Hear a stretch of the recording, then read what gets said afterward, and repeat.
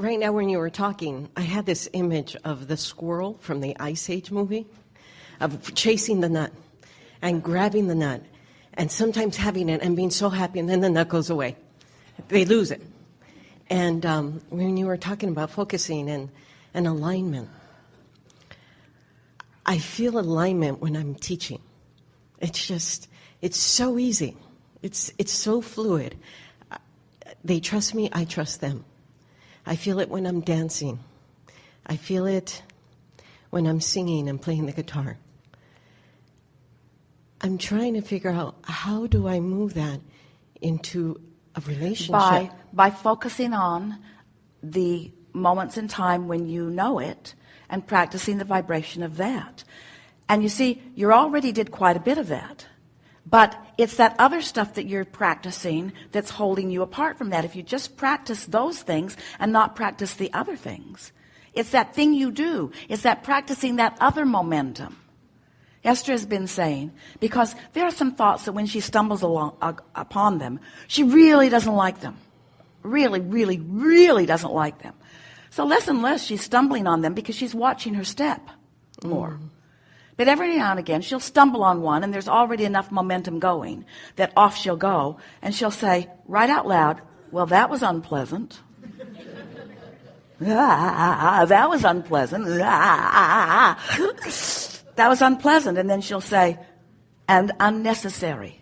Oh. That was unpleasant and unnecessary. So the more often you catch yourself doing that thing you do, where you're practicing the contrary vibration, the vibration that's keeping you from feeling the way you feel when you're dancing or when you're playing or when you're teaching. How do I? That was really good. That was really good. That's the answer to all things. We've enjoyed this interaction immensely. And I'm going to hear it in the recording. I know it, because right now I'm so nervous in what you're saying. But that's okay. Removing the fear from, especially in an intimate... When you teach, yeah. How do you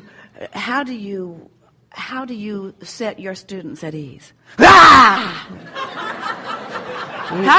do you...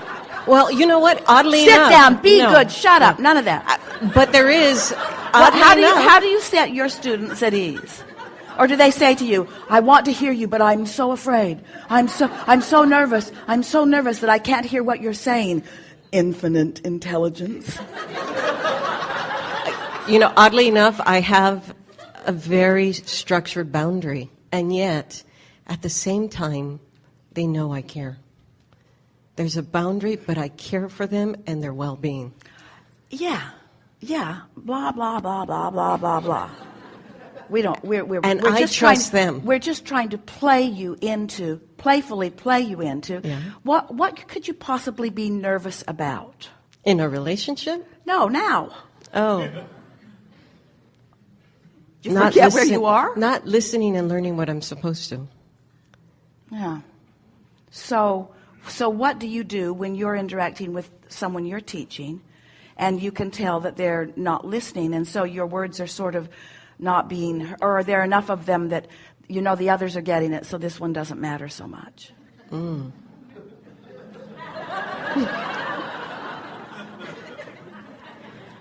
it's more like osmosis. You know what? They're going to be picked up with the energy. So how can you set yourself in a place of allowing the universe to give to you what you want? Because this is the picture that we want you to understand. This is a universe that's based on attraction. So here you are, a point of attraction. And what you're wanting to attract now is knowledge and knowing. And so here we are in the perfect forum for that to happen. So what kinds of things have you been practicing that make you push it away, that make you not be the comfortable receiver of it?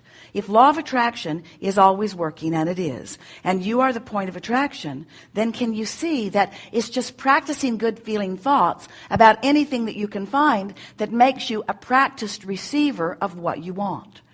So, but then you take those important things, that thing you really want, and you make it so important that then you are afraid, or then you are fearful. The last thing in the world we ever want to hear from anyone when we are interacting with them is that I am so nervous I cannot hear you. Because that means there's some practiced thought of inferiority, or some practiced thought of unworthiness, or some practiced thought of caring what other people think, Yes. some practiced Yes. thought, Yes. some practiced thought that is dominant in the moment. So it's keeping this moment. We've been offering an analogy for a long time about the merry-go-round in the playground, that you want to get on it. It was during our focus wheel discussions. You want to get on this merry-go-round, but the kids already have it going too fast, so you can't get on it. And when you try, you just get bumped off into the bushes. And Esther had the sensation the other day that her merry-go-round was spinning, and it was spinning so well that it was sweeping up everything that was a cooperative component to it and everything that was a vibrational match to it, and that anything unwanted would go off in the bushes because the momentum of who you are is such, you see. So we have to say to you, you have enough momentum going that we selected you, and with some great trouble, we want you to remember.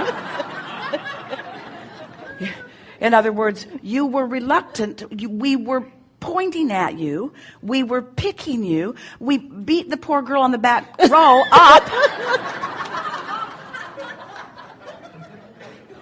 And yet you weren't willing to come forward because you haven't practiced the vibration of just expecting things to work out for you. Yet. It's all right. You're just a really good representative of nearly every other person in the room. Everyone's doing it to some extent, you see. So it's doing that thing you do. It's doing that thing you do.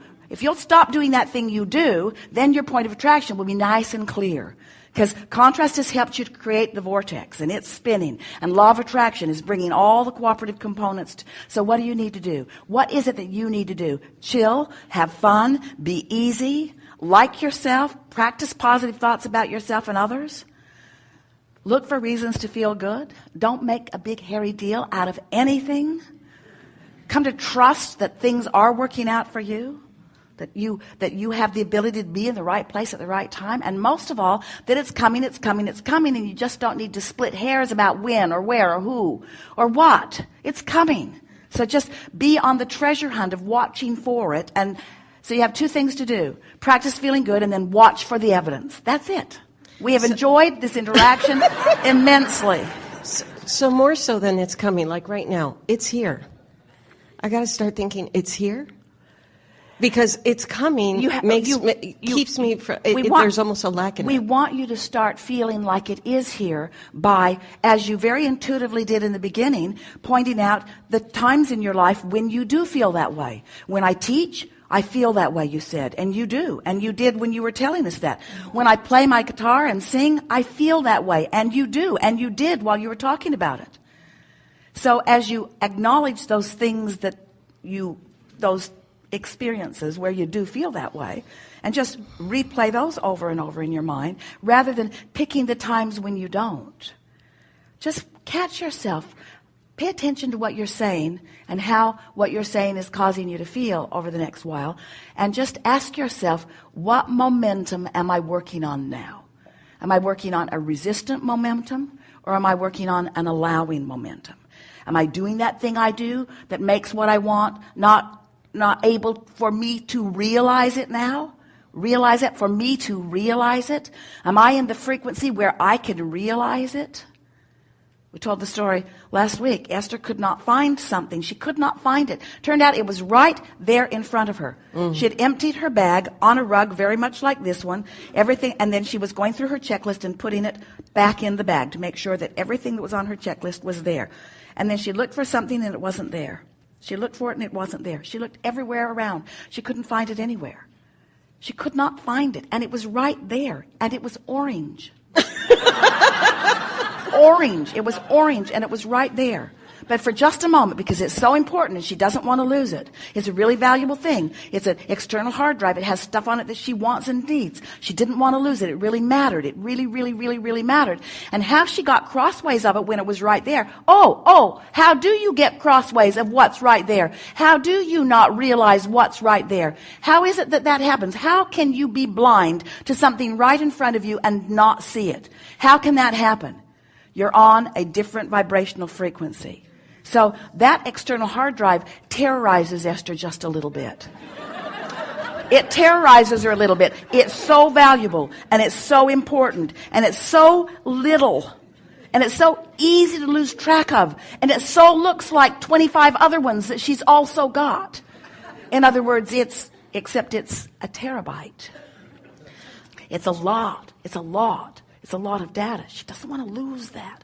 She doesn't want to lose that. She doesn't want to lose. This is important to me, she says. Oh, I'm going to keep track of this. This is valuable to me. I must not lose this. I must not lose this. I must not lose this. I will never lose this. I will not lose this. I will not lose this. This matters too much. I will not lose this. This is so important to me. This is the most important thing that I have in my possession right now. This is data. This is important data. This has data that really matters to me. I will not lose this. I will not lose this. And I will keep it safe unto myself. It's not out there where someone else can get it. It's mine. It's mine. It's mine. And I will not lose it. I will not lose it. I will not lose it. I will not lose it. I can't find it. And we want you to understand that I can't find it is a perfect vibrational match to I won't lose it. They're the same vibrational frequencies. It's exactly the same vibrational frequency. The accepting of something because I'm afraid of losing it. Like a relationship. I'm afraid of we have possibly enjoyed this interaction immensely. Yeah. There are a lot of things that you don't let in because you don't think they'll stay or because you care about what somebody else might think about them. But you are the center of your universe. You are the creator of your experience. You get to decide what you want. Jerry said to Esther the other morning, because she writes with him nearly every day, and he said, your opinion, your perspective of something, it was a business conversation, matters more than everybody else's opinion put together because you've been there longer, you know what you're wanting, you understand the full picture, you understand all of the things that we've been putting into the vortex. So your perspective matters really, really, really, really, really a lot. Can't even put numbers to the proportion of how important your perspective about what you want is. And then when you say to someone else, what do you think? And what they think is different than what you think, all you do is introduce clutter to your already decided conclusion. So you clutter it up and you clutter it up and you clutter it up and you clutter it up, and then you don't know it. Then you don't know it. Then you don't own it. Then you're not offering a vibration of it. Then law of attraction can't give it to you in a way that you realize it, not because law of attraction isn't good, it is. And not because you're not worthy, you are, but because you've got a frequency going on that makes you not in the mode in that moment of realizing it. You are not different than any of your other electronic devices in this sense. Those vibrational devices that are transmitting and receiving mechanisms have to be on the same frequency. And if they're not on the same frequency, you get static, you get a blurred picture, you can't hear it at all. If you know enough about tuners to know that you got to tune. Some of your tuners now are happening so automatically you don't even realize the amount of alignment that's taking place in this technological world on your behalf. But you can't leave that technological alignment to something other than your own awareness. Your tuner is your emotion. Your tuner is your solar plexus. Your tuner is letting you know whether you're on or off in this practiced moment.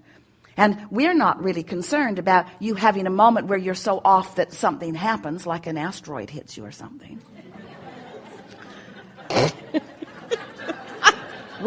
We're not talking about this moment where the boom will fall. We're not talking about that. We're talking about this moment where you have the opportunity of practicing a vibration that's going to long-term, medium-term, and short-term serve you so much better. In the short term, it serves you better because you just feel better.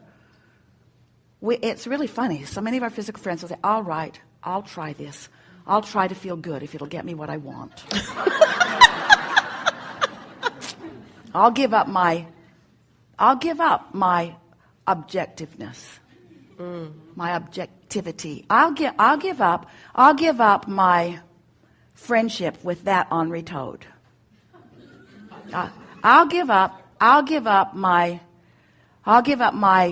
long-held opinion if it'll get me what I want. And we say, what about just feeling good now? Because everything you want comes back around to that. That's why you want it anyway. So why not just go directly there? You have the power. But you have to practice it a little bit. Good.